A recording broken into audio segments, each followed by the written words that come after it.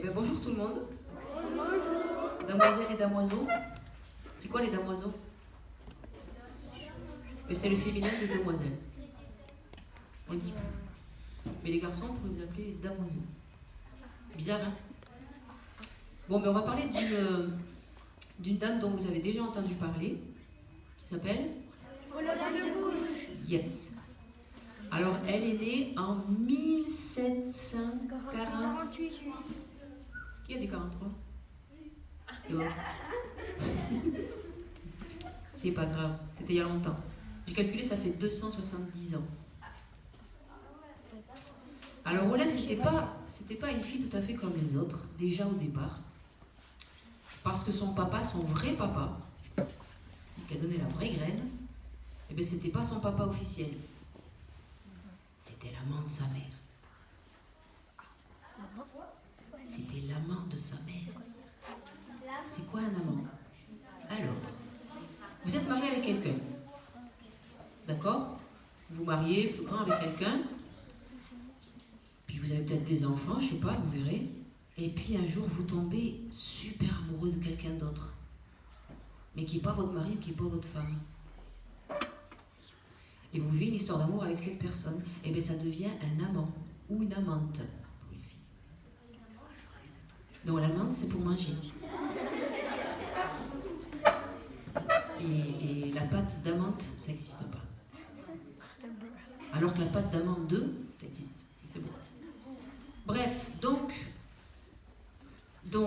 la mère de Olympe, elle a une histoire d'amour avec un autre monsieur qui n'est pas son mari, et elle tombe enceinte.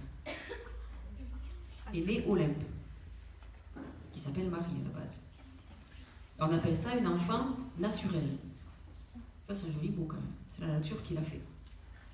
Mais du coup, il fallait le dire à personne, parce que si on a une histoire en dehors de son mariage, surtout à l'époque, d'ailleurs, les femmes qui se faisaient attraper avec un amant, le mari pouvait les mettre au couvent, sans procès, sans rien, sans avocat. Je crois que ma femme me trompe. C'était bien, elle va avec les bonnes sœurs. Elle a passé sa vie là-bas. En prison? Non, au couvent. C'est quoi le couvent? C'est là où on passe son temps à prier. C'est là où sont les religieux, les gens qui décident de passer leur vie à prier, qui sont prêtres, qui sont sœurs pour les dames. Et bien ils passent toute leur vie dans un couvent enfermé à prier Dieu. C'est leur choix de vie. Ils ont le droit. Mais en fait, quand on y va et qu'on n'a pas envie d'y aller, c'est moins rigolo. D'accord? Et puis alors, autre chose. Ça, déjà, pour les femmes, c'était pas cool, hein, parce que si ça arrivait au mari, c'était pas terrible, mais on partait pas au couvent, en tout cas. Si ça arrivait à une femme, direct au couvent. Donc, elle naît là-dedans. Donc, c'est une enfant naturelle, Olympe de Gouges, et donc, son vrai père, donc l'amant de sa mère, a jamais voulu reconnaître Olympe comme sa fille officiellement. Olympe, elle est née à Montauban. Ouais. Et elle a grandi à Non, elle a grandi à Montauban. Elle est partie à 20 ans à Paris. Alors l'histoire, c'est qu'elle a grandi, c'est son faux père, on va dire, qui l'a élevée avec sa mère, donc le mari de sa mère qui l'a élevée. Et à l'époque, pareil, on ne choisissait pas avec qui on se mariait. Alors si on avait beaucoup de chance, on arrivait à tomber amoureux de la personne, mais souvent, c'est pas comme ça que ça marche. Et donc, la fille, c'est le père de la fille qui décide de qui elle épousera. De qui elle épousera. Et alors, Olympe, à 17 ans, son père, son faux père, mais son vrai père, c'est clair ça? Le mari de sa mère. Voilà. Parce que le vrai père, donc l'amant de sa mère, s'appelait Jean-Jacques Lefranc de Pompignan. C'était un nom à rallonge. C'était un seigneur de Montauban, il était écrivain. En gros, il était de la haute classe sociale. Et la mère d'Olympe, non. Donc, il n'était pas question de divorcer à l'époque. Donc, voilà. L'amant d'un côté, le vrai père d'Olympe, Jean-Jacques Lefranc de Pompignan. De l'autre côté, la vraie mère, Anne Olympe, qui était une belle femme d'ailleurs. Et puis son mari, qui était boucher. Boucher, c'était un métier où on gagnait beaucoup d'argent à l'époque. Les bouchers gagnaient beaucoup d'argent. Parmi les métiers les mieux payés. Donc, à 17 ans, on dit à Olympe, tu vas te marier avec un boucher aussi, un autre boucher, riche, plutôt riche. Et Olympe dit, ouais, mais je l'aime pas, il me plaît pas, puis il a 30 ans de plus que moi, tout ça. Bon, on ne veut pas savoir. Tu vas l'épouser, comme ça. Voilà, le mariage à l'époque c'était un contrat, c'était pas une histoire d'amour. Hein. C'était on se marie avec, tu vas te marier avec tel garçon parce que sa famille elle a des terres là, comme ça nous on aura plus de terres. Et puis ils ont plein d'argent, comme ça on pourra rembourser nos dettes. C'était une histoire d'argent en gros. Ben donc Olympe est obligée, hein. Elle se marie avec le boucher qu'elle n'aime pas et qui a 30 ans de plus qu'elle. En plus il n'est pas très très sympa, il n'est pas très très gentil ce bonhomme. Mais bon, naît un fils assez vite, qui s'appelle Pierre, qui sera donc le fils d'Olympe. Et, coup de bol pour Olympe, mais moins pour le bonhomme, il meurt. 3 ans après, il meurt. La rivière déborde, hop, il se fait emporter, il périt noyé. Donc Olympe, 17 plus 3, elle a 20 ans, elle a un enfant petit, elle se dit, bon, qu'est-ce que je vais faire? Il m'a quand même laissé un peu d'argent, c'est toujours ça. Moi, qu'est-ce que j'ai envie de faire dans la vie? Je dis, ben, moi, ce que j'adore, c'est le théâtre. Donc je vais prendre mon enfant avec moi, on va partir à Paris, on va aller voir le monde, tout ça. Je vais devenir connue en faisant du théâtre. Donc elle part à Paris avec son enfant. J'ai quand même envie de faire une petite pause sur le XVIIIe siècle, parce qu'il faut se remettre dans ce contexte-là. Déjà, une femme qui était veuve, qui partait à Paris faire du théâtre, c'était déjà freestyle, hein. Alors, le XVIIIe siècle, j'ai envie de vous poser des questions qui peut-être vous parleront vous directement. Par exemple, les enfants, puisque vous en êtes, à votre avis, combien vous êtes là? Une cinquantaine d'enfants? 60. Bon, mais il y a déjà un quart d'entre vous qui ne serait plus là. 60 divisé par 4? Je déconne. Ça veut donc dire qu'un quart des enfants, à l'époque, ils mouraient avant 1 an. Et la moitié des enfants n'atteignaient jamais l'âge de 20 ans. En gros, ça veut dire qu'il n'en restait pas beaucoup, quoi. Hein? Donc on faisait des enfants, on faisait beaucoup d'enfants, et on s'y attachait pas trop effectivement, parce que comme on savait qu'il y en a beaucoup qui allaient mourir avant d'arriver à l'âge adulte, et déjà pas mal qui allaient mourir avant 1 an, ben si on s'attachait, on risquait de souffrir. Donc on s'attachait pas trop, ils étaient là, bon, on les nourrissait, et puis bon. Pas pareil. L'espérance de vie, à votre avis, à quel âge on mourait à l'époque? Ça s'appelle l'espérance de vie. Un peu plus. Ah non, beaucoup moins. Et si vous êtes tous en même temps, entre 35 et 38 ans. 36. C'était entre 35 et 38 ans, l'espérance de vie. Maintenant, c'est plus du double, hein, en gros.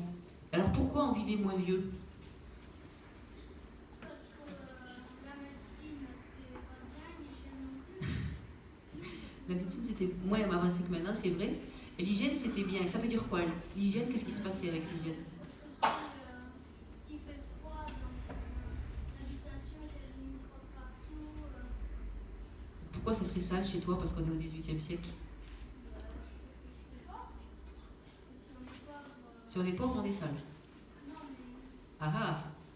si on est pauvre, on ne peut pas se payer des maisons, mais... Alors voilà, c'était le cas, même les riches avaient des problèmes d'hygiène parce qu'à l'époque, il n'y avait pas de robinet dans la maison.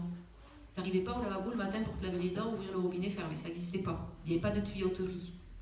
Donc tu avais l'eau qui existait dans la nature. Donc là-dessus, pour une fois, les gens qui vivaient à la campagne, les agriculteurs qui pour la plupart étaient pauvres, avaient un petit avantage sur les riches, c'est qu'ils pouvaient aller, quand il faisait beau, à la rivière pour se laver dans l'eau de la rivière. D'accord? Le robinet, ça va arriver beaucoup plus tard. Alors l'eau chaude, je t'en parle même pas. C'est du fantasme. Ça n'existait pas. Autre chose, quand les femmes accouchaient, souvent, il y avait pas, à l'époque, on n'allait pas à la maternité pour accoucher, c'était pas comme ça. C'était une femme. Ouais, vas-y. Accoucher dans sa maison. Voilà, souvent t'accouchais chez toi. Et quand tu avais de la chance, il y avait une dame qui venait aider la maman à accoucher, sauf que la dame, elle n'y connaissait rien. Elle était plus là pour faire des prières, pour pourvu que ça se passe bien, que pour aider à l'hygiène et au bon déroulement de l'accouchement. C'est vrai, c'était ça.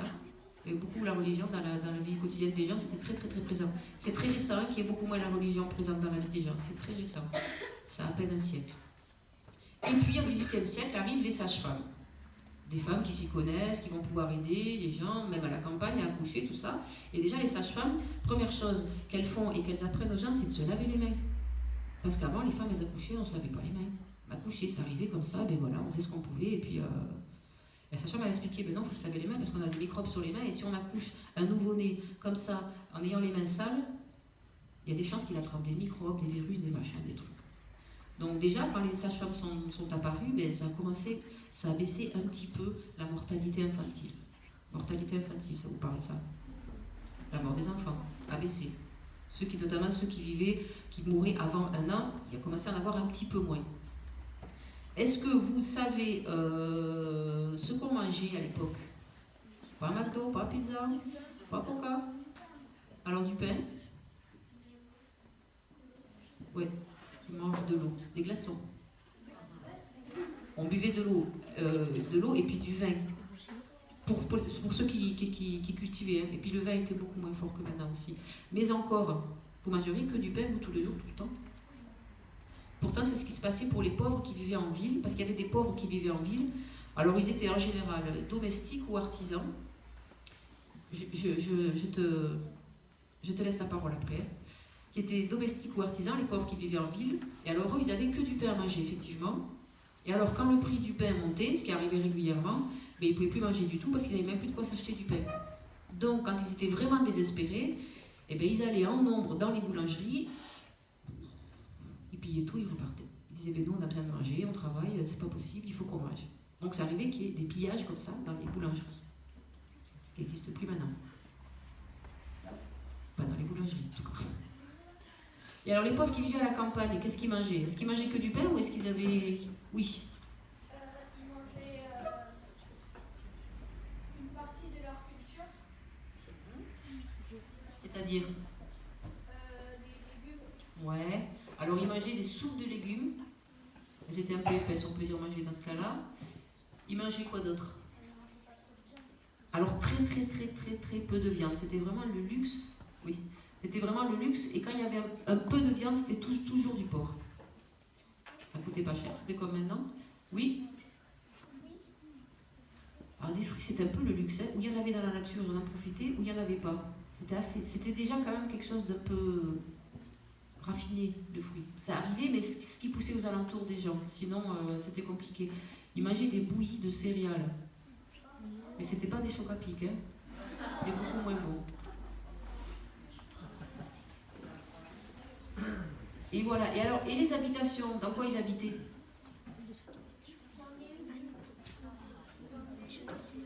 On n'est pas en Afrique. Hein.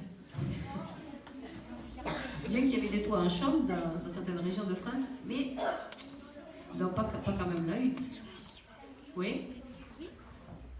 Dans quoi ils habitaient? J'entends pas.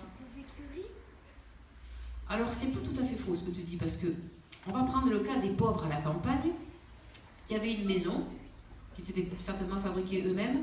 Ils vivaient dans une seule pièce, toute la famille vivait dans une seule pièce. Donc, on a dit qu'il y avait entre 4 et 6 enfants. Ah oui, la rose de la pelouse. Il y avait entre 4 et 6 enfants par famille, à peu près. Eh bien, tous les enfants, hop, il y avait un lit, tous les enfants dormaient dans le même lit, déjà. Alors, les parents, ils avaient un endroit dans la pièce où ils se mettaient à dormir, mais bon, c'était souvent tout petit. Donc, toute la famille dans une seule pièce. Et il y avait souvent une deuxième pièce, et c'était pour les animaux. D'ailleurs, dans certaines maisons, dans certaines vieilles maisons, vous avez peut-être remarqué, il y a encore les mangeoires des animaux. Des chevaux, des bœufs, tout ça. Et des cochons, surtout. Donc voilà. Alors par contre, si on était riche et qu'on vivait en ville, ben on vivait dans ce qu'on appelle un hôtel particulier. Ce sont des grandes maisons en ville, qui existent encore, il y en a encore pas mal d'ailleurs à Toulouse, et certainement par ici aussi. Des maisons de maître un peu. Mais jusqu'au XVIIIe siècle, il n'y avait pas de couloir. Ça n'existait pas le couloir. C'est-à-dire que si on voulait traverser l'étage, ben, il fallait traverser toutes les pièces. Les chambres, les machins, les salons, les boudoirs, les trucs, hop. Et puis au XVIIIe siècle est arrivé le couloir. Ok. Après, de quoi je voulais vous parler? Ah oui, pour se déplacer. Comment se déplacer? Ouais, ça s'appelle des diligences, comme avec Lucky Luke. Oui, tu veux dire quelque chose? Les omnibus, dis-moi plus.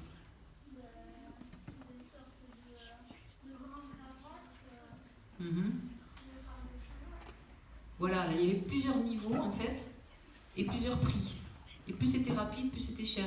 Donc la majorité des gens, notamment ceux qui étaient éloignés de tout, je te donne la parole après, ceux qui étaient éloignés de tout, ils ne bougeaient pas trop. Donc en général, les gens ils se mariaient par exemple dans un rayon d'à peu près 20 km, ce qu'on peut faire à peu près à pied. Oui, si tu veux dire quelque chose. Oui, c'est un peu la même famille. Hein. C'est le principe d'une espèce de carrosse entre guillemets tirée par des chevaux. Tu l'appelles diligence. Il y avait un autre terme que j'ai pas là, mais qui voulait dire la même chose. Oui. Voilà, aussi à cheval. Mais enfin, tout le monde n'avait pas des chevaux et on n'allait pas très très loin. Alors pour faire un parallèle avec aujourd'hui, parce que moi je trouve que Olympe de Gouges, c'est intéressant d'en parler si on fait un parallèle avec aujourd'hui. Pourquoi on en parle aujourd'hui? Pourquoi c'est intéressant d'en parler aujourd'hui? Donc on va commencer par faire un comparatif. Par exemple, le bonhomme 18e, il veut faire Paris-Lyon. Vous voyez à peu près Paris-Lyon? C'est un truc qu'on fait en 2 heures aujourd'hui. Est-ce que vous savez combien de temps il fallait à l'époque pour faire Paris-Lyon? Paris-Lyon, un peu plus. Non. Un peu plus. Un peu plus. 5 jours. Et on met 2 heures maintenant. Ok? Paris-Bordeaux, on met 3 heures aujourd'hui.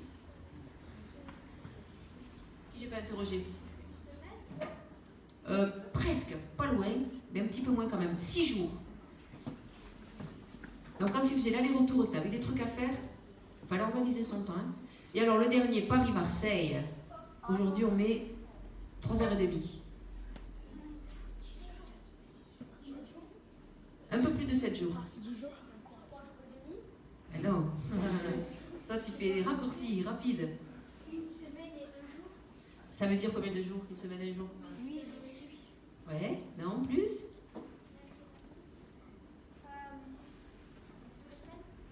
Alors un peu moins, mais t'es pas très loin. Donc on fait un côté? Oui. Combien? Un peu plus, on mettait 11 jours. Pour aller de Paris à Marseille, on mettait 11 jours. Mais je vous dis pas dans quel état on arrivait. Hein. Fatigué, un peu dégueu. 11 jours de voyage. Et pareil pour le retour, évidemment, si on veut rentrer chez soi après. Ok?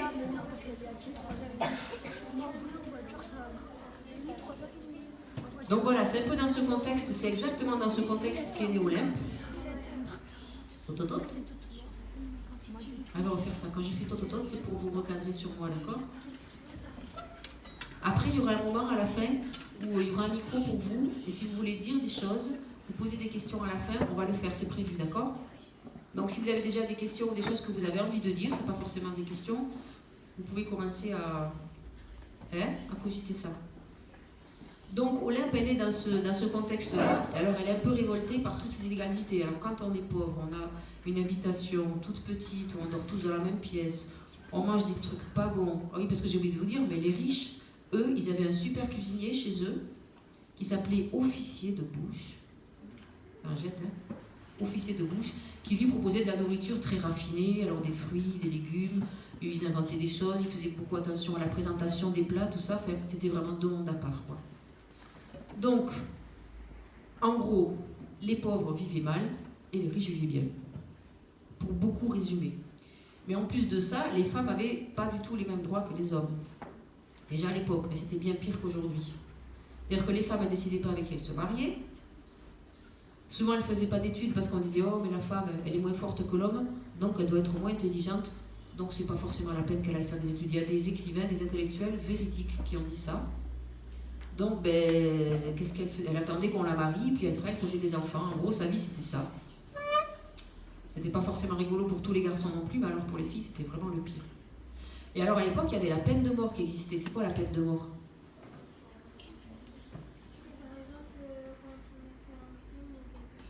Parle plus fort parce que je suis un peu loin de toi. Quand on a fait un crime ou quelque chose comme ça, par exemple, au lieu d'aller en prison, on va nous guillotiner, On va nous tuer. Voilà, ça existait jusqu'à il y a très peu de temps d'ailleurs, une quarantaine d'années. Les gens qui faisaient quelque chose de très très très très grave, eh bien on disait, on va les tuer. On les tue à la guillotine ou des fois... Alors voilà, au 18e, la mode c'était la guillotine. C'est juste pour le plaisir, je vais vous faire écouter un truc. C'est un peu rock'n'roll, hein, mais bon. Écoutez bien.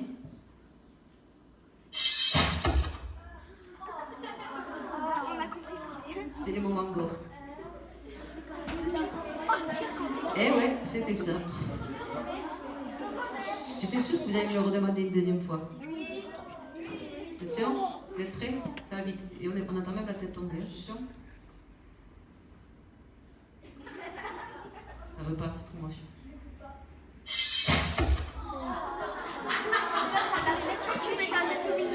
Bon, on va passer l'après-midi là-dessus, mais c'est ça, c'était la guillotine.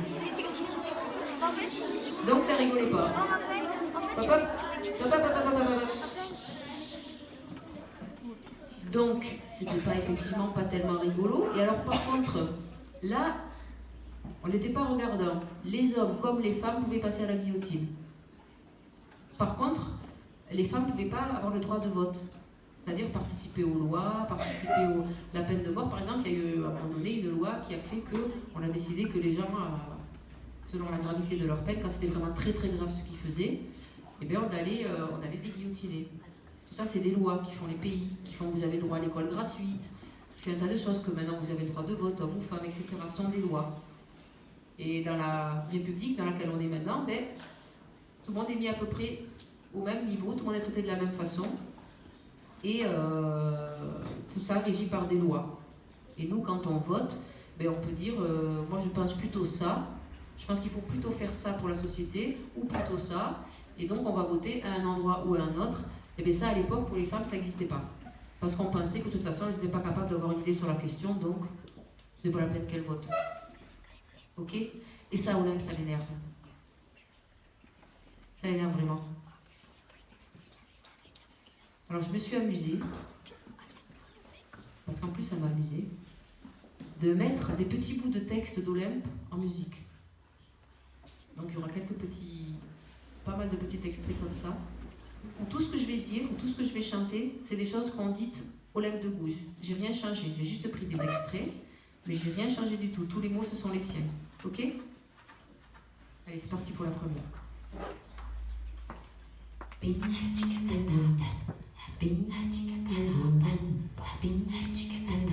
voix de bouche. La femme a le droit de monter à l'échafaud. Elle doit avoir le droit de monter à la tribune. La femme a le droit de monter à l'échafaud. Elle doit avoir le droit de monter à la tribune. La femme a le droit. La femme a le droit. Ça vous amuse?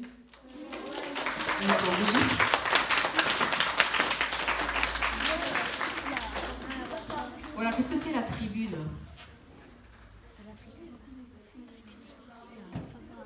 C'est comme tu regardes un match de foot dans le stade. C'est vrai que c'est ça aussi.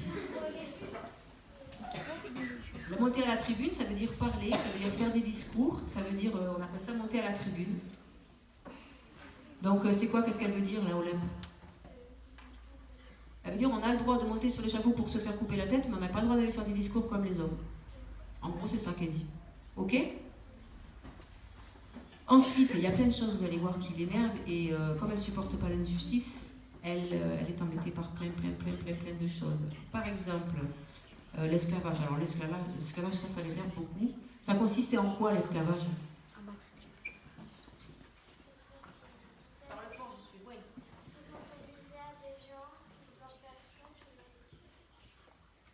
Il y a un peu de ça, tu veux... Oui? Parlez fort, comme dans la cour, là. Les gens, ils travaillaient sans être payés. Exactement. Pas que, mais déjà, c'est le plus important, ça. Oui? Voilà.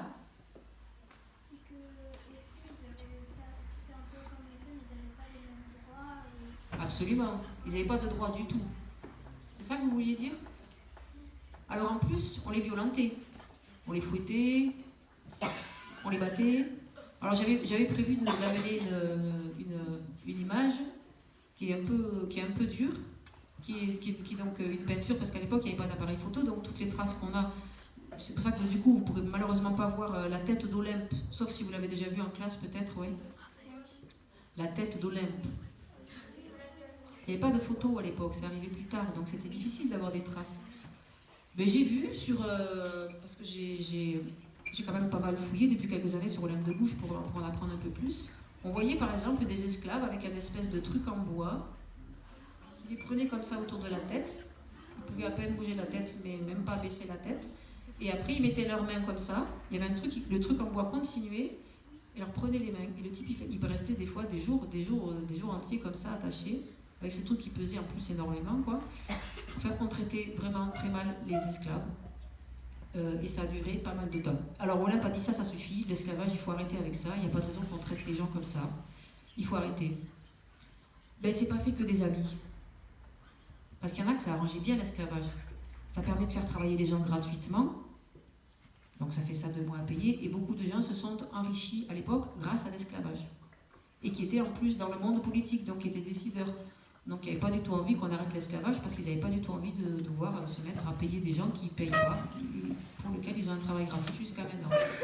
Donc du coup, Olympe s'est dit, ben, j'avais envie de faire du théâtre, je suis montée à Paris pour ça, et ben, je vais écrire une pièce sur l'esclavage, pour dire que ça suffit, qu'il faut arrêter avec ça, pour expliquer un peu la vie des esclaves. Et cette pièce, elle s'appelle Zamor et Mirza, je crois, si je ne dis pas de bêtises. Ah, Zamor et Mirza? Vous avez entendu parler de cette pièce? Oui. Alors, Olympe de Gouges, c'est super parce que moi, on m'a offert tous les écrits de Olympe. C'est pour ça que j'ai bien envie de monter ce spectacle, d'ailleurs. Et en fait, le premier livre, c'était sur le théâtre. J'ai dit, mais moi, j'ai jamais lu du théâtre. Comment ça va m'ennuyer, ça, de lire des pièces de théâtre? Et en fait, c'est pas du tout. À la fin de chaque petite pièce, j'avais l'impression d'avoir vu une série américaine, mais version 18e, quoi. Il y avait des personnages, il se passait des trucs, il y avait des actions qui se passaient, et ça finissait bien, et puis il y avait toujours une petite morale à la fin, comme dans les séries américaines. Et en fait, j'ai pu tout lire sans problème. Moi qui avais très peur de lire du théâtre, et bien là, pour le coup, j'ai trouvé ça génial. J'invite d'ailleurs à le faire, on en parlera à la fin de ça. Mais l'intégrale, maintenant, est déjà disponible. Donc voilà, donc l'esclavage, ça suffit. Bon, elle a dit que ça suffisait et du coup, elle a commencé à pas se faire que des copains. Et puis le divorce, parce que quand on était marié en plus avec quelqu'un qu'on n'aimait pas, on n'avait pas le droit de divorcer, c'était pour la vie. C'est-à-dire pour le meilleur, et souvent pour le pire. Hein. Et c'était comme ça. Alors si on tombait amoureux de quelqu'un d'autre, il fallait être très très très très discret et c'était quand même très très très limité. C'était même voire dangereux. Vous savez qu'on avait le droit de fesser les femmes en public. Incroyable. C'était légal, on pouvait fesser sa femme, par exemple, une femme en public, ça faisait partie des punitions tout à fait tolérées et très humiliantes, évidemment. Et voilà, donc elle a dit, le divorce, moi je pense que, comme on est obligé de se marier, on doit pouvoir avoir le droit de divorcer. Il n'y a pas de raison. Encore une inégalité. On ne peut pas. Et les femmes encore moins. Alors, l'histoire du droit de vote. Alors ça énerve beaucoup Olympe. Les histoires de pouvoir monter à l'échafaud, de pouvoir se faire tuer et de ne pas pouvoir participer aux décisions, elle trouvait ça injuste. Donc, parce qu'elle était gonflée, Olympe, elle écrit carrément tout un texte à la reine qui s'appelait, la reine de l'époque, qui était la femme de Louis XVI, elle s'appelait Marie-Antoinette. Elle dit, voilà, Madame la reine, je vais vous expliquer pourquoi il faut donner le droit de vote aux femmes. Et en fait, elle prend la déclaration des droits de l'homme, dont vous avez peut-être déjà entendu parler, les hommes libres, ils demeurent égaux en droit, tout ça. Et en fait, elle a calqué cette déclaration pour les femmes.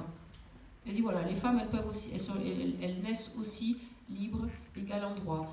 Les femmes ont tel droit, les femmes ont tel droit et devraient avoir tel droit, et carrément, gonflée, elle envoie ça à Marie-Antoinette, à la reine. Il fallait quand même être gonflé pour envoyer un truc comme ça directement à la reine, en plus pour demander quelque chose qui était un peu surréaliste à l'époque, quoi. Mais Olympe, elle a peur de rien. Et donc voilà, elle ne comprend pas pourquoi l'homme a tous ses droits sur la femme. Et c'est le deuxième extrait musical.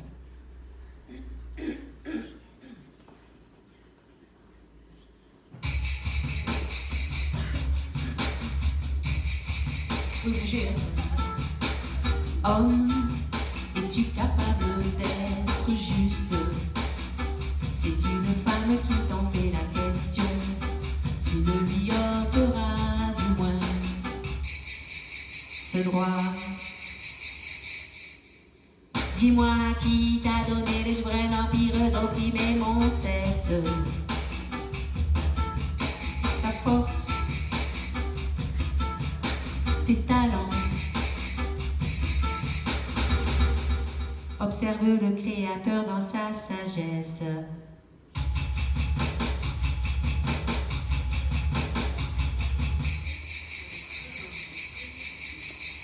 Homme, es-tu capable d'être juste? C'est une femme qui t'en fait la question. Tu ne lui ôteras du moins ce droit. Dis-moi qui t'a donné le souverain empire d'opprimer mon sexe. Ta force, tes talents. Voilà. Merci. Alors un autre sujet qui insupporte Olympe, c'est la guerre. Alors elle se dit d'abord, les guerres, on en fait pour quelle raison on peut faire des guerres d'ailleurs, tiens? Pour avoir plus d'argent. Le nerf de la guerre, l'argent, c'est vrai. Et puis, pour gagner des territoires, autre raison, effectivement. Il y en a une autre ou pas? Oui. Voilà, on revient sur l'argent, effectivement. Pour des histoires de religion, pour des histoires, voilà, il y a tout un tas de raisons pour faire la guerre, sauf que souvent, oui, t'en vois une autre? Pour être respecté. Qu'est-ce que tu veux dire? Pourquoi pas?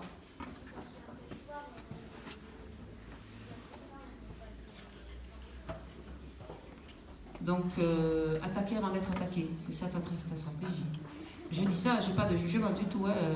Ça a été parfois le cas aussi. Et bien, effectivement, elle dit que la guerre pour les femmes. Cite-moi une guerre pour les femmes. La guerre de Troie. Ouais, en fait, tu crois que c'était vraiment la femme qui était... Je crois que c'était un bon bouc émissaire, là, encore, non? En tout cas, voilà, les guerres font toujours beaucoup d'innocents qui n'ont rien à voir et qui n'ont rien décidé sur ces guerres et qui meurent. On le voit encore aujourd'hui, malheureusement, on n'a jamais fini avec ça. On peut citer facilement plusieurs guerres qui ont lieu en ce moment où des innocents meurent, c'est pas très compliqué. On est d'accord? Citez-moi une guerre là, dont on parle en ce moment où des innocents meurent. La Syrie? D'accord. Vous voyez qu'il ne manque pas. Et Olympe, elle se dit quand même, en réfléchissant à cette histoire de guerre, elle se dit, ouais, mais finalement, c'est quand même quasiment tout le temps des hommes qui décident de faire des guerres.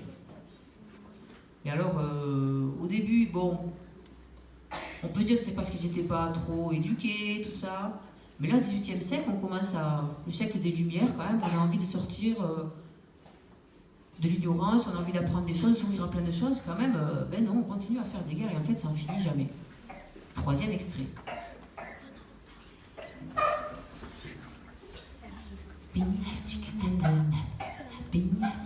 Ce sont des boucles que j'ai fait avec la voix, avec un boucleur.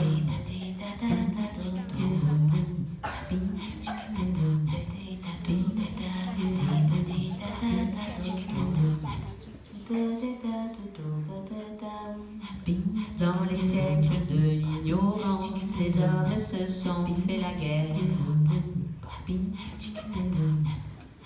Dans les siècles le plus éclairé, ils veulent se détruire.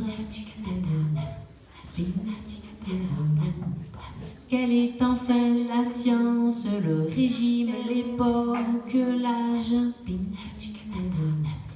où les hommes vivront en paix? Eh bien c'est pas aujourd'hui, on vit toujours pas en paix, en tout cas pas partout.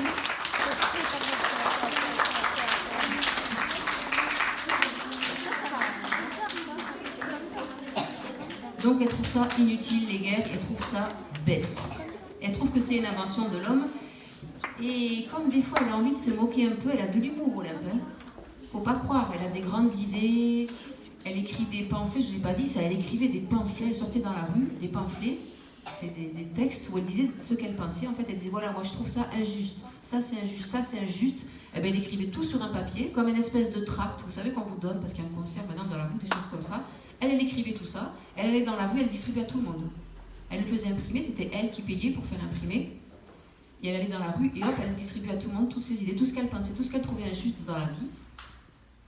Et bien, elle écrivait.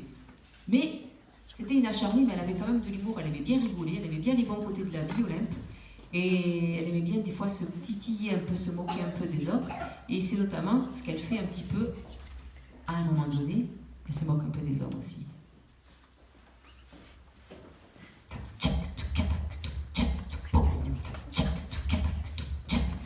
De Paris au Pérou, du Japon jusqu'à Rome, le plus sot animal à mon avis c'est l'homme. De Paris au Pérou, du Japon jusqu'à Rome, le plus sot animal à mon avis c'est l'homme. C'est l'homme. Elle aussi ça l'amuse, elle aime bien rigoler un petit peu, Olympe. Elle a raison. Mais elle n'est pas que drôle. Des fois, elle a des idées très arrêtées sur les choses. Elle a ce qu'on appelle un caractère entier. Pas de concession. Je pense ça et j'ai pas envie de changer. Par exemple, les gens qui changent tout le temps d'avis, ils trouvent ça louche. Les gens qui vont dire quelque chose et puis 5 minutes après ou 3 jours après qui vont dire le contraire, elle se dit non, ça peut pas être des gens qui pensent vraiment ce qu'ils disent. Ils n'ont pas de conviction, vraiment. Elle les trouve louches. Extrait musical.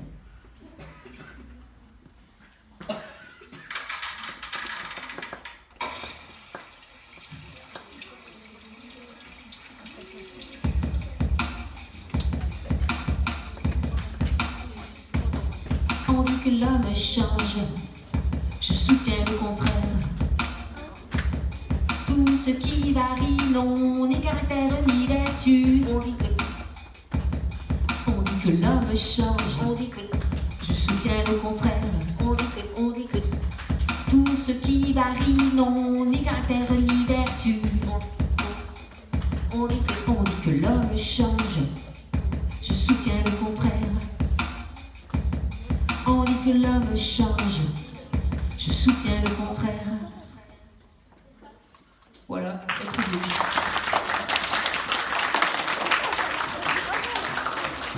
Merci, mais elle a quand même des amis, Olympe. Et c'est des amis qui vont rester très très fidèles jusqu'à la fin. Même quand elle sera en prison. Elle aura encore des amis qui essaieront de l'aider, qui lui permettront de sortir encore quelques écrits clandestinement un peu de la prison pour les donner aux gens dehors. Enfin, elle a vraiment des amis quand même fidèles. Mais comme elle est toujours franche, elle déteste l'hypocrisie, l'injustice, tout ça, elle se dit que même les gens qu'elle aime, et même les gens qu'elle admire, eh ben, elle peut dire qu'elle n'est pas d'accord avec eux. Elle peut donner son avis, mais elle pense même qu'il faut le faire. Extrait musical. C'est là pour qu'il faut monter. Je ne veux point te faire d'éloges. Je ne veux point te flatter.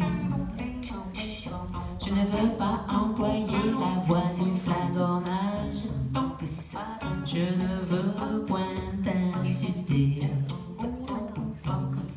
Je t'admire et je te blâme. Je t'admire et je te blâme. Je t'admire et je te blâme. Je te blâme. Je t'admire et je te blâme.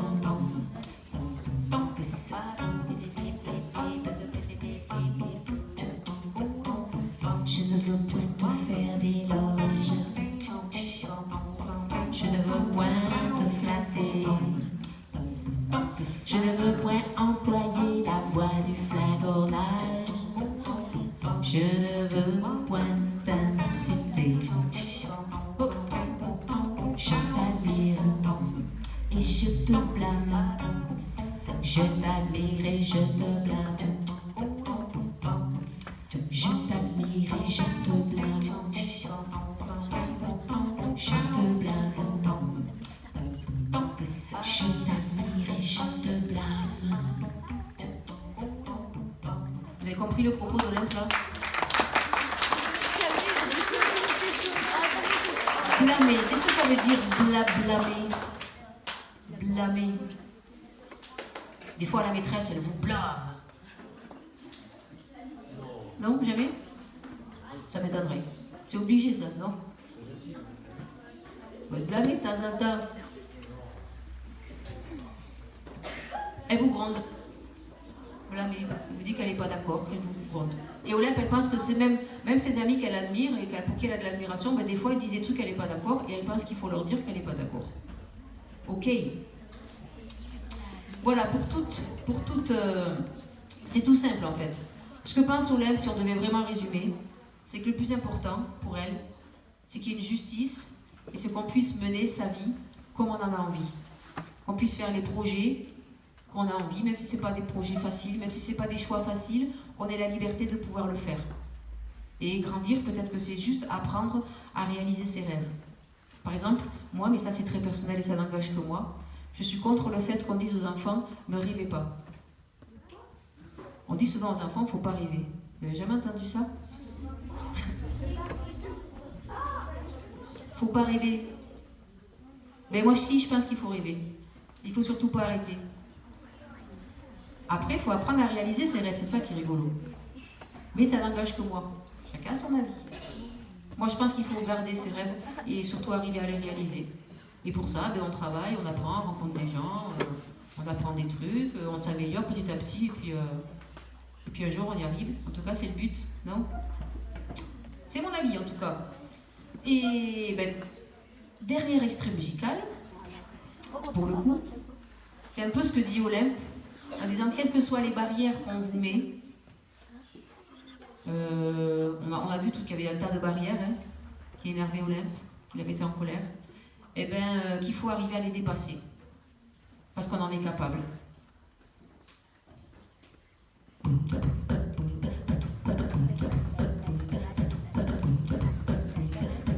Quelles que soient les barrières que l'on vous oppose, il est en votre pouvoir de vous en affranchir. Vous n'avez qu'à le vouloir. Quelles que soient les barrières que l'on vous oppose, il est en votre pouvoir de vous en affranchir. Vous n'avez qu'à le vouloir. Vous n'avez qu'à le vouloir.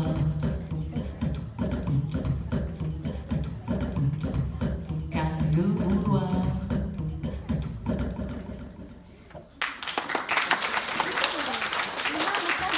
Merci beaucoup. Donc, elle avait trop d'idées qui n'étaient pas de son époque. Elle était peut-être un petit peu trop, comme on dit, visionnaire. Elle voyait peut-être trop loin devant. Elle était peut-être un petit peu trop en avance sur son temps. Et du coup, elle a eu le mot de trop à un moment donné. Parce que vous savez que pendant la Révolution, il a été question de décapiter le roi. Il en a été plus que question.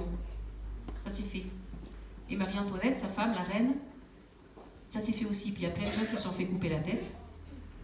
Même si la Révolution a amené beaucoup de changements dans la société, elle a aussi amené beaucoup de morts. Et Olympe, elle était contre. Elle disait je ne veux pas d'une révolution qui a du sang sur les mains. Et elle a défendu le roi Louis XVI en disant non, mais plutôt que de lui couper la tête, on n'a qu'à l'emprisonner. Il passera le restant de sa vie en prison. Et alors là, ça a été le mot de trop. Et elle a été emprisonnée. Donc on l'a prise, on l'a mise en prison. Elle est restée 3 mois dans une prison. Elle est tombée malade en prison. Elle n'a pas pu être soignée pendant les 3 premiers mois. Parce que d'abord, c'était pas comme maintenant dans les prisons, on était moins bien suivis. Et puis parce qu'ils n'avaient pas envie de lui faire de cadeaux tellement non plus. Donc elle a eu une espèce d'infection qui a un peu dégénéré. Et hop, au bout de 3 mois, il y a un ami à elle qui a réussi à intervenir pour qu'on la soigne. On l'a un peu soignée, mais quand même, elle a fini à l'échafaudage. À l'échafaud. C'est quoi l'échafaud? C'est ça. Ça vous plaît ce son? Moi je me suis dit je vais les choquer avec ce son et en fait un dernier coup alors hein. Si vous voulez écouter, faut faire un peu de place.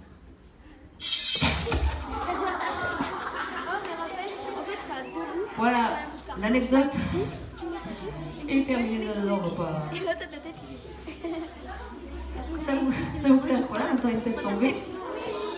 En tout cas, celle d'Olympe, elle est tombée avec ses idées, mais heureusement, Et c'est une des raisons pour lesquelles j'ai eu envie de monter ce spectacle, c'est que je trouve qu'il y a beaucoup d'idées qui ont encore leur raison d'être, qui sont encore d'actualité. Comme par exemple celle des libertés, celle de pouvoir mener la vie qu'on a envie de vivre. Et beaucoup d'autres. Le droit de vote des femmes, vous savez en quelle année on l'a eu? C'est plus tard qu'on l'a fait. 44, exactement. Et on a pu l'exercer pour la première fois 45, mais elle a été votée en 1944. Donc c'est tout récent. Donc elle a peut-être raison quand même là-dessus, Olympe. Voilà, donc moi c'est l'aspect actuel de certaines idées de Olympe qui m'intéresse, en plus du personnage, qui était un drôle de personnage. Et voilà, donc moi ce qui m'intéresserait maintenant, si on a un peu de temps, j'espère, c'est d'avoir votre avis sur, d'une part sur Olympe de Gouges, ce que vous en pensez, ce qui vous plaît, ce qui vous déplaît, ce que vous trouvez bien, ce que vous ne trouvez pas bien. Si vous avez des critiques à faire le spectacle, vous ne gênez pas. J'ai pas d'ego tellement, moi. Et si vous avez envie de poser des questions, c'est possible aussi. Alors on va finir avec une chanson d'un groupe dont je fais partie qui s'appelle Les Femmes Moustées, qui est un groupe de filles, pour le coup. Deux filles, Rita Macedo qui est brésilienne et moi-même. On avait écrit une chanson il y a pas mal d'années sur Olympe de Gouges, qui s'appelle du coup Olympe de Gouges. Donc on va terminer en musique avec ce morceau-là. Et pendant ce temps, on va commencer à voir qui voudrait poser des questions, qui voudrait intervenir ou dire des choses. Et on fera passer un micro à la personne qui veut dire quelque chose pendant le temps de la chanson. Ça marche? On envoie la musique? Allez, c'est parti. Du coup, guillotine avant.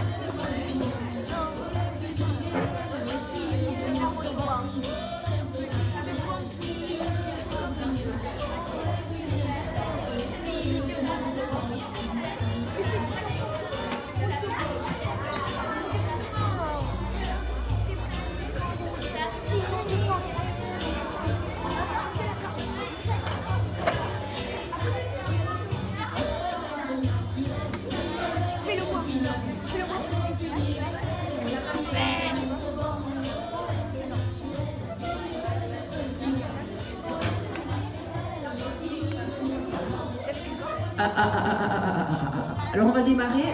Je vous demanderai juste quand celles et ceux qui prendront la parole de donner juste votre nom au début. D'accord? C'est plus sympa de savoir comment vous vous appelez pour moi et pour tout le monde. Faites le bruit, faites le bruit, faites le bruit.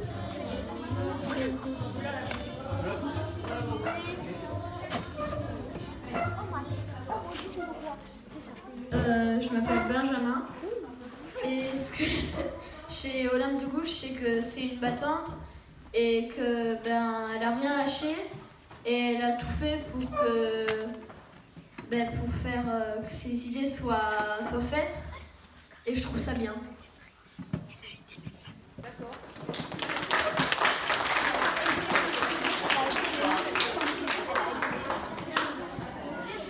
Je m'appelle Maya et je voudrais savoir comment s'est passé le procès de Gouges.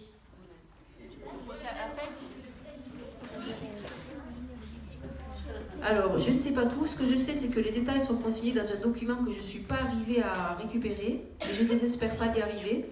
Il y a un document qui consigne exactement tout ce qui s'est passé, tout ce qui s'est dit, qui est une archive, mais voilà, j'ai essayé, je ne suis pas encore arrivée. Ce qu'il faut savoir, c'est que c'est un tribunal révolutionnaire, qui, même s'il se battait pour des libertés, des égalités, avait aussi, il faut reconnaître, des pratiques un peu... t'avais pas forcément, elle n'a pas eu droit à un avocat, elle n'avait pas droit à un défenseur, quoi. Et en plus, dans le jury qui composait le procès, il y avait pas mal de gens qui l'avaient un peu dans le collimateur et qui ont profité un peu pour en rajouter un peu et pour l'enfoncer un peu plus. Donc ça s'appelait un tribunal révolutionnaire qui n'a pas eu que des qualités et il faut reconnaître quand même qu'il y a eu des pratiques aussi qui étaient un peu limites. Elle n'a même pas pu se défendre. Elle a fait sa défense elle-même, d'ailleurs elle a essayé de se défendre elle-même, de faire son propre avocat, mais ça n'a pas suffi. De toute façon, elle a dû avoir aussi beaucoup d'hommes qui ont dû la juger. Tu vois? Oui, mais il y a aussi des hommes qui l'ont défendue. Elle avait des amis hommes, Oui, pas Robespierre, qui se détestaient tous les deux. Voilà, Les notamment- Condorcet, je pense aux Condorcet. Et elle a fait partie aussi de, j'ai oublié de vous dire, il y aurait tellement de choses à rajouter, qu'elle a participé avec d'autres gens à un groupe qui s'appelait le groupe des Amis des Noirs, qui défendait les esclaves et qui défendait les personnes humaines qui étaient esclaves. Et dont faisaient partie pas mal d'hommes. Donc il y a aussi pas mal d'hommes à l'époque qui étaient assez d'accord avec elle sur certains sujets. Allez Louis, à toi. Je m'appelle Louis. J'ai aimé le bruit de la guillotine. J'espère que ça t'arrivera jamais. Je m'appelle Thomas et j'ai adoré le bruit de la guillotine et les chansons aussi. Et on peut remettre le bruit de la guillotine. On va parler un peu quand même, hein, parce que ce bruit de guillotine, bon. À la fin, s'il nous reste 30 secondes. Enfin, 2 secondes, parce qu'il dure 2 secondes, je crois, à peu près. Mais... C'est morbide, Je m'appelle Clara. Et est-ce que les enfants ils se faisaient guillotiner avant? Enfin, s'ils faisaient des grosses bêtises? Il fallait faire une sacrée grosse bêtise. Hein, pour, enfin bon, Olympe est un mauvais exemple, parce que nous, on considère aujourd'hui, avec le temps qui est passé, on trouve que c'est pas si grave ce qu'elle faisait aujourd'hui. En tout cas, on se ferait sûrement pas couper la tête, déjà tout court, parce qu'il n'y a plus la peine de mort. Et encore moins pour un truc comme ça, quoi. Elle a tué personne, elle a fait de mal à personne. Je sais pas exactement, je me suis pas posé ta question, mais à mon avis, il n'y a quand même pas beaucoup d'enfants qui avaient tué d'autres enfants, ou enfin, qui avaient fait des choses assez graves. Moi, j'en ai jamais entendu parler, mais tu peux faire des recherches si tu veux sur Internet pour savoir. Je pense pas qu'il y en ait beaucoup quand même. Mais déjà, moi, le simple fait que ce soit une femme et que pour ces raisons-là, on la guillotine, je trouve ça déjà un peu...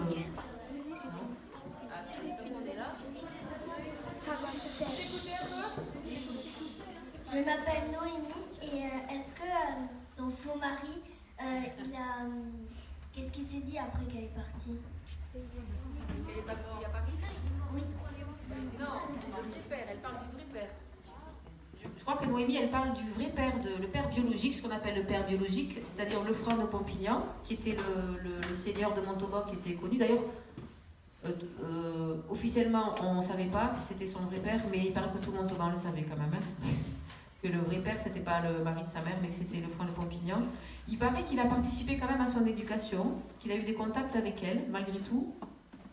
Et elle était très attachée à lui. Et d'ailleurs, elle disait, parce qu'Olympe de Gouges, on lui a aussi reproché, on disait que mais non, que c'était n'importe quoi, que c'était une ignorante, que ça savait même pas écrire, que ça savait même pas lire, qu'elle n'avait même pas fait d'études et tout ça. Et en fait, non seulement elle a prouvé le contraire, parce que même en prison, où il n'y avait personne avec elle, elle a continué à écrire. Dans son testament, d'ailleurs, j'ai un extrait musical, mais que je n'ai pas chanté aujourd'hui, où elle fait son testament, elle dit à qui elle lègue telle ou telle chose. Et pourquoi je te disais ça? En fait, il a eu quand même des contacts avec elle. Et elle est restée un petit peu en contact avec lui. Et d'ailleurs, elle disait que son don d'écriture, elle le tenait de son père. Elle avait plaisir à dire ça. Je passe là, et comme ça, après, je viens derrière. Ok?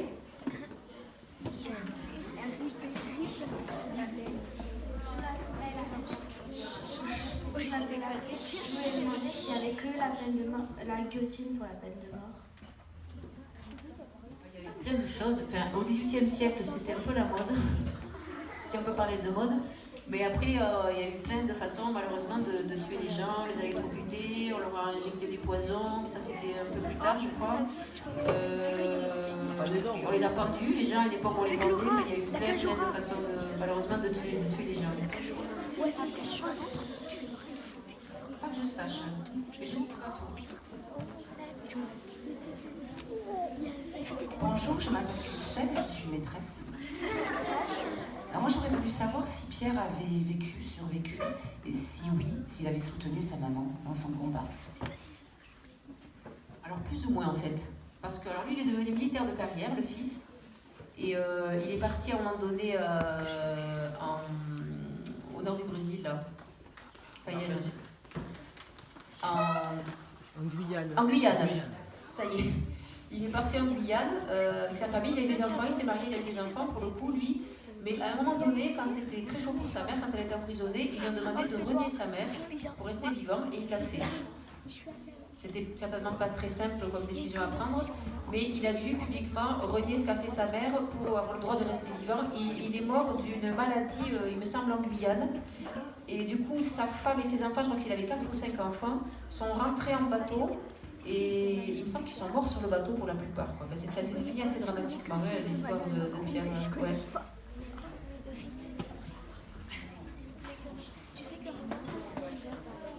Je m'appelle Lise et ça veut dire quoi?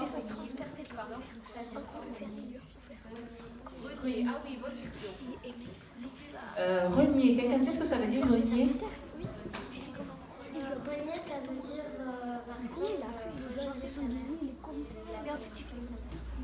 Voilà, dire moi je renie ma mère, je ne m'associe pas à tout ce qu'elle a fait, je me dissocie, ça la regarde, c'est pas moi, je la renie, je la connais plus. Ça veut dire ça quand même. C'est fort hein, de renier sa propre mère, ça ne doit pas être facile à faire. Et c'est pas très sympa non plus, d'autant plus que sa mère, Olem s'est toujours occupée de son fils. Elle a donné l'éducation, tout ça, elle a permis de faire des études. Elle était très attachée à lui, elle a toujours été assez vigilante à lui. Et y compris elle a vécu aussi, j'ai oublié de vous dire, elle a vécu avec un homme en concubinage, ça s'appelle concubinage. Maintenant c'est très courant, mais à l'époque ça n'existait pas. C'est-à-dire qu'on pouvait vivre avec une personne sans être marié. Ça s'appelait le concubinage. Olem, qui était donc contre le mariage, d'autant plus qu'il était forcé, elle a vécu pendant 17 années avec c'était un militaire de carrière qui s'est donc également occupé de son fils et qui a permis de vivre. Elle vivait grâce à son argent aussi à lui. Et donc voilà, son fils a fini par renier Olem. Je m'appelle Thérèse et je voudrais savoir ce qu'a répondu Marie-Antoinette quand elle lui a envoyé du papier sur les droits de la femme. Alors ça, j'avoue que ouais, ça c'est trop loin dans ma mémoire. Je m'étais posé la question il y a longtemps, mais en tout cas elle n'a pas eu gain de cause. Même si un des arguments d'Olem, ça a été de dire mais si vous donnez le droit de vote aux femmes, comme les femmes c'est quand même 50% de la population, ce qui est encore à peu près le cas maintenant, eh bien, vous aurez au moins 50% des votes qui iront pour vous. Elle avait des arguments comme ça qui étaient très pratiques, très logiques. Mais je ne sais même pas si elles se sont rencontrées en fait. Je creuserai la question, bonne question, tiens. En tout cas, ça n'a pas suffi pour obtenir gain de cause, malheureusement. Ouais.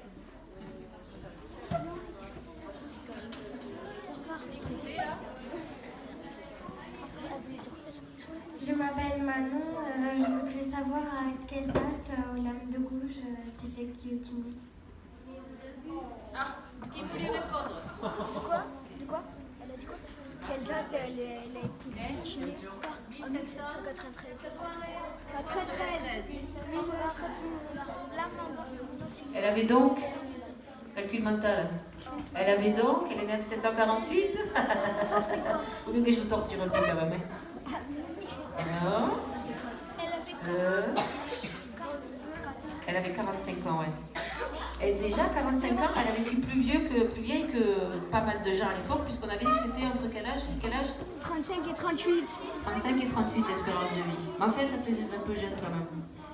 Vous avez aussi le droit d'élargir le débat sur ce que vous pensez de l'égalité homme-femme, fille-garçon aujourd'hui. On a le droit aussi sachant qu'il ne reste pas beaucoup de temps, mais si vous avez aussi des choses à dire sur la situation aujourd'hui, c'est aussi possible. C'est pas du tout une obligation, mais c'est aussi possible, ok? Je m'appelle Naël et j'ai pas très bien compris pourquoi elle s'est fait guillotiner. Alors c'est pour ses idées essentiellement, parce que toutes les idées qu'elle a soulevées, le droit au divorce, elle était contre le mariage qui était forcé, elle était contre l'esclavage. Vous vous rappelez toutes les idées? Elle était... Oui?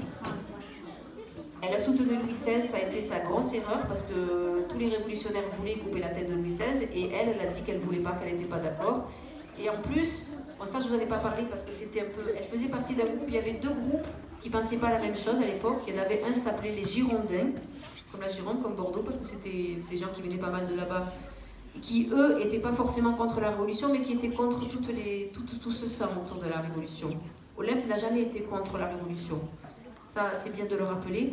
Et puis, il y avait, d'un autre côté, un groupe qui s'appelait les Montagnards, qui, eux, étaient pour la Révolution, quitte à guillotiner les gens, parce que pour eux, tous les gens qui avaient des privilèges depuis trop longtemps, mais il fallait tous les tuer. C'était, en gros, pour résumer beaucoup, la position différente.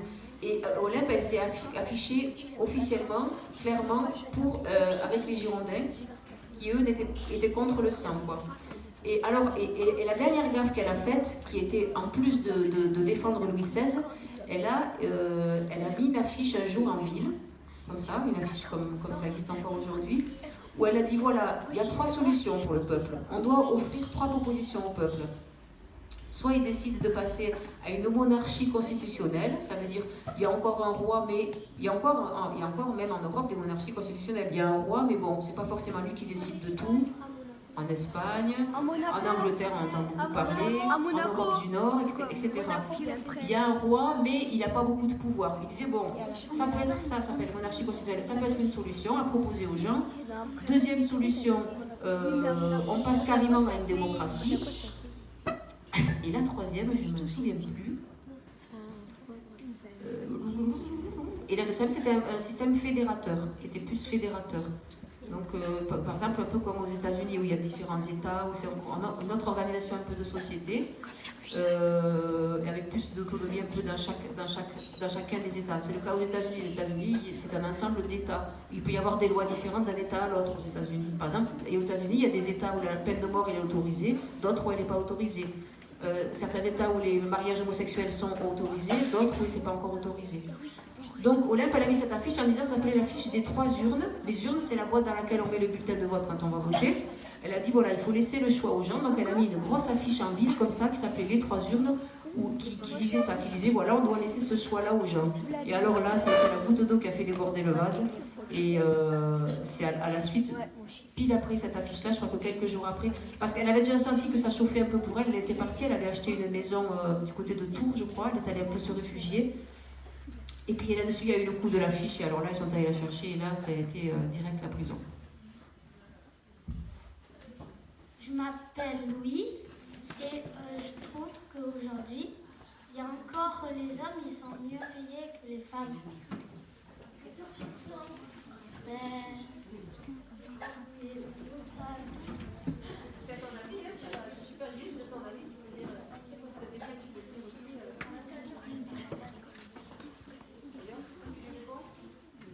C'est en fonction du travail. Alors quand on parle de différence de salaire, on parle du même travail avec des gens qui ont le même diplôme et qui travaillent le même temps. Parce que sinon ça serait faux, effectivement.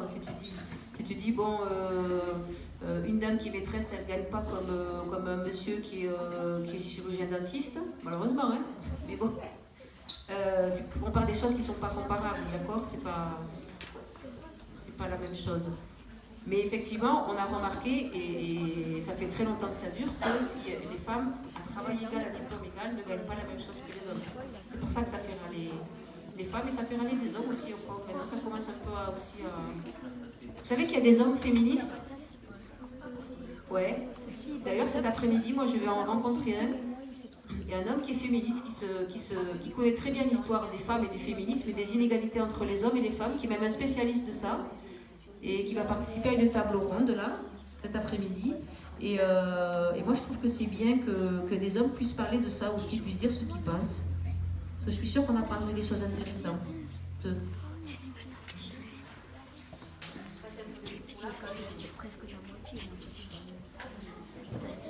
m'appelle Manuel, et est-ce que Olympe de Gouges, elle a réussi à mener ses projets? Elle demande si Olympe de Gouges a finalement réussi à mener à bien ses projets. Ben, pour la plupart, qu'est-ce que vous diriez, vous? Oui, non. En tout cas, pas de son vivant. puisque l'esclavage, je crois que ça a été aboli en 1848, si je ne dis pas de bêtises. Le droit au divorce, n'en parlons pas.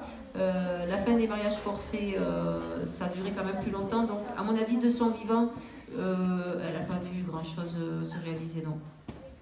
Mais le futur lui a donné raison, mais c'est un peu tard.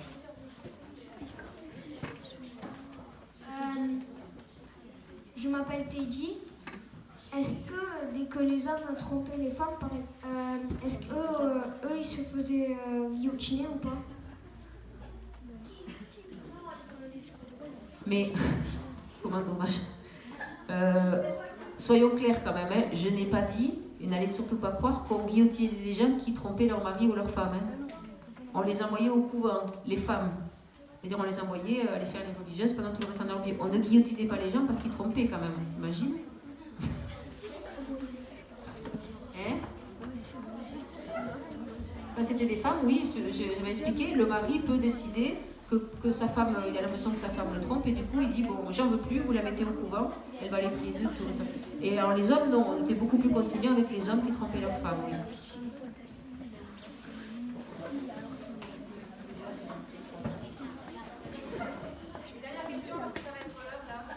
Pourquoi à un moment les hommes étaient mieux payés et faisaient un travail alors que les femmes non? Tu peux parler au présent même, c'est encore le cas. Eh bien, c'est une très bonne question. Comment ça se fait que les femmes étaient moins bien ou sont encore moins bien payées que les hommes? On est nombreux à se poser la question. Et c'est intéressant de se poser la question, c'est intéressant d'y réfléchir, même à se demander qu'est-ce qui fait qu'on est arrivé à ça.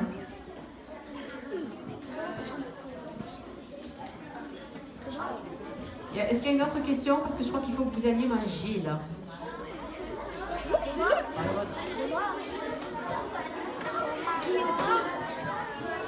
c'est trop bien, mon frère, il va travailler tout le matin.